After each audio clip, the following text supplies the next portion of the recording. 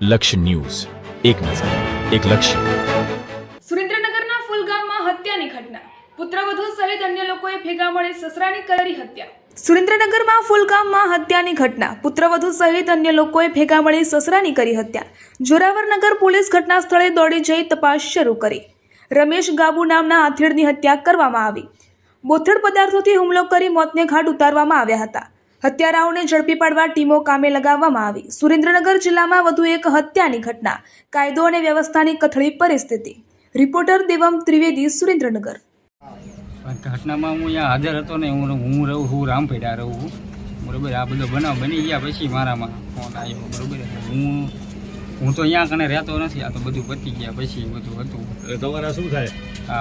મારે ઓલા બાપા થાય, બરોબર. અને તમને શું જાણ કરી? કાંઈ નહીં, મારા ભાઈનો ફોન આવ્યો કે આવી રીતે ઓલો બનાવ બની ગયો, તું હટ આય કાંઈ. શું ઘટના હતી? સમગ્ર ઘટના શું હતી?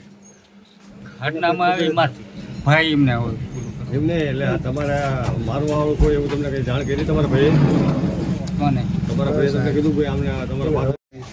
ગામ પ્રોગ્રામ, તાલુકો ઓઢવાણ, જિલ્લો સુરેન્દ્રનગર.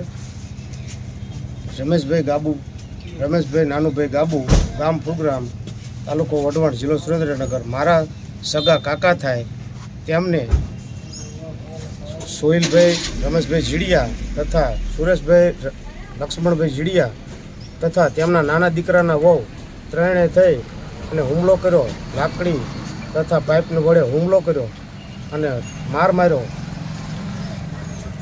તેથી તે મૃત્યુ પામેલ છે. કારણ શું હતું હુમલો કરવાનો? ઘરની ઝીણી મોટી નાની બાબતથી હુમલો કર્યો. તે લોકોએ લાકડી અને પાઇપ વડે માર માર્યો. કેટલા સમયથી આ બધો રાગદ્વેષ ચાલતો હતો?